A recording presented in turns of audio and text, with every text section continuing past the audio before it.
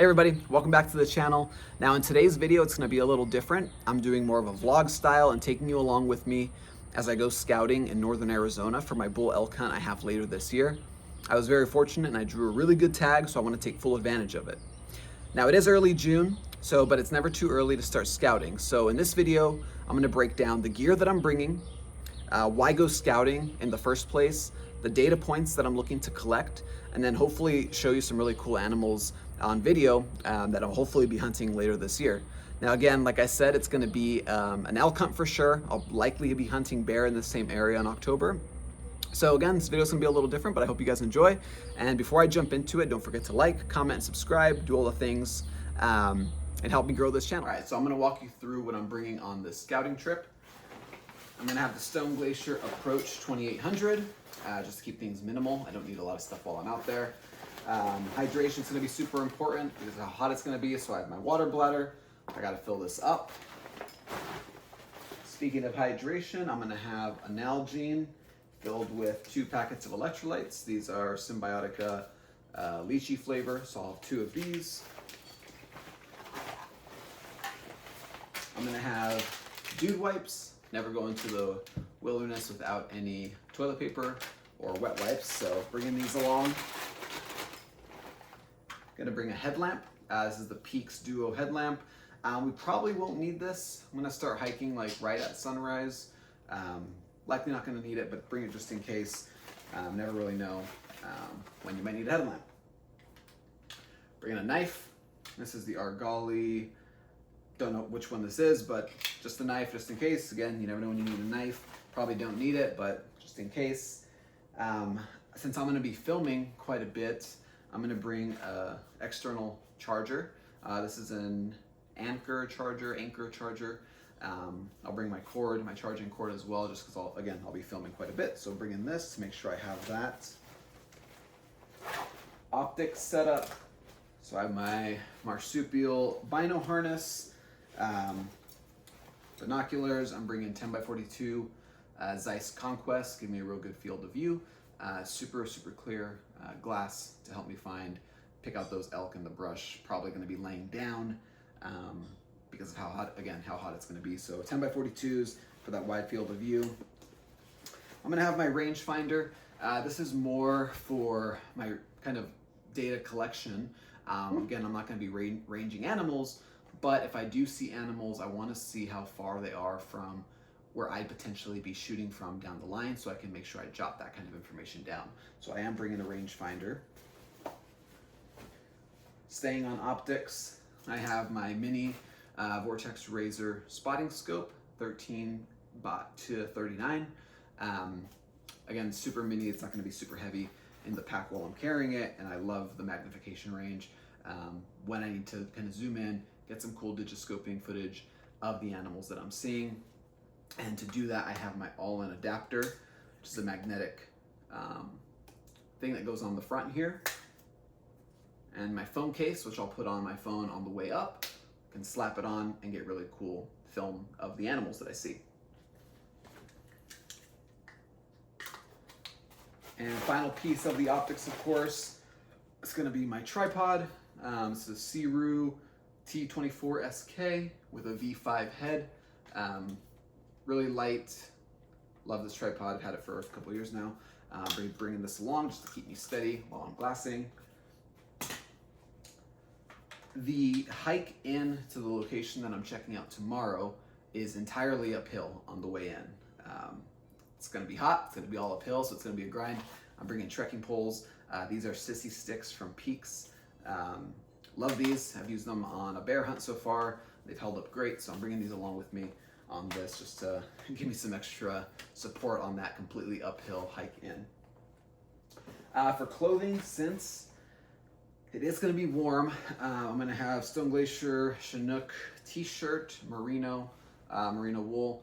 Never wear cotton when it's extremely hot, or anytime out in the woods. So I'm wearing merino, I love merino. Will be a t-shirt. Probably gonna get a pretty nice farmer's tan wearing this, but I'm kind of going back and forth between this and a Kuiu long sleeve that I have to protect from the sun, but I think I'm gonna go for the t-shirt just because of how hot it's gonna be.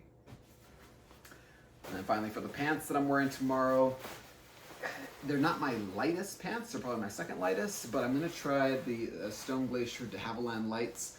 In a previous video, I talked about them and some things I could use improvement on them.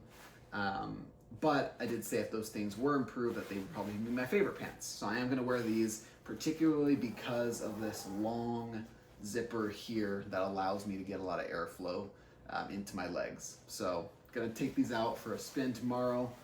It's gonna be about 70 at sunrise, and then by 10 o'clock, it's gonna be 85 to 90 degrees. So it's gonna be warm. Hopefully we pick up some animals. So that's the gear I'm bringing on this scouting trip. And let's take you out tomorrow and come along.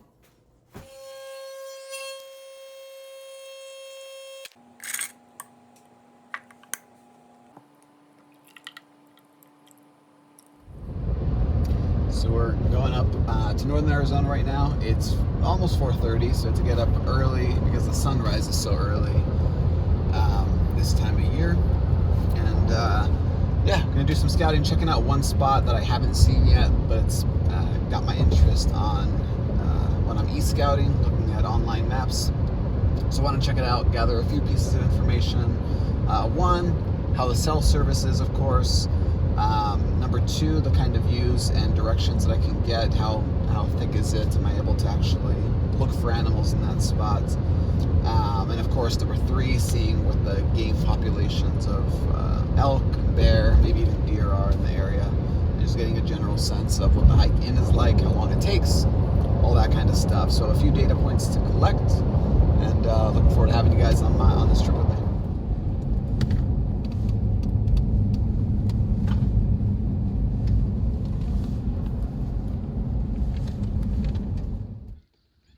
Made it to the trailhead.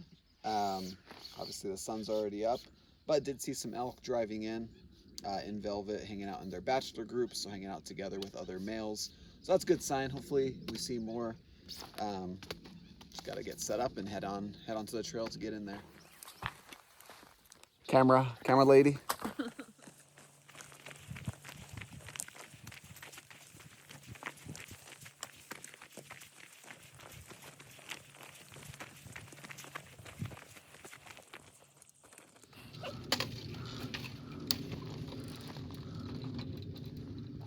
Always close the gate. Made it to our spot after about 2.5 miles. It's actually not as hot as I thought it would be, but it's pretty humid, which I didn't expect at all. Got great country to look over.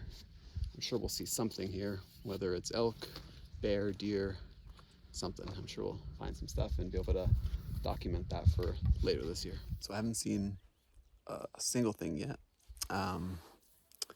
But this is a really good looking area. It's super green.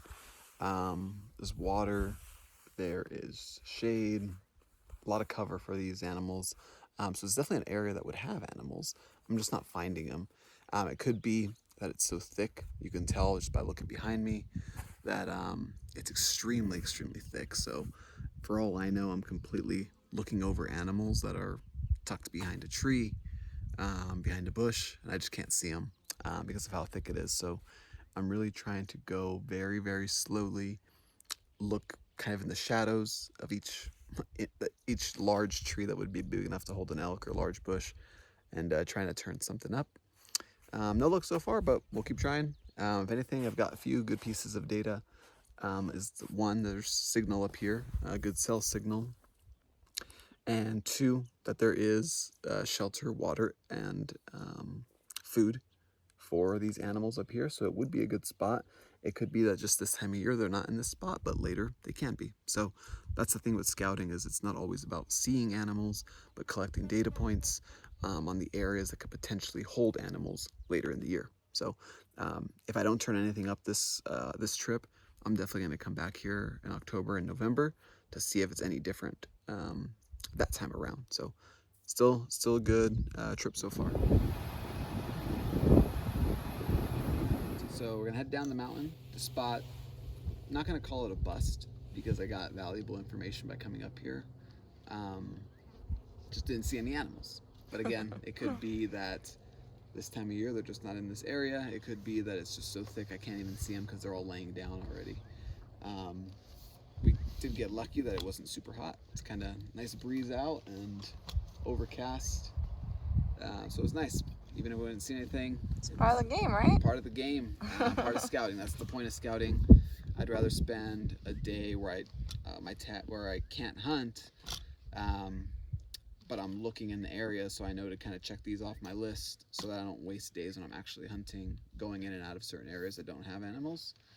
That said, I will check out this area again in October and November, just to be double sure that there's nothing here, because it does seem like it would have animals, but didn't see anything. So we'll head down the mountain, get something to eat. And coffee. And coffee. My second coffee of the day.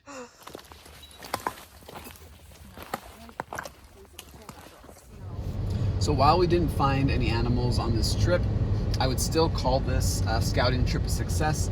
And you got to remember, when you're scouting, it's not necessarily just to find animals, it's to learn new things about the unit or the area that you're hunting. So in this case, I learned about this trail, how long it takes to hike into this trail and to a good vantage point to glass from.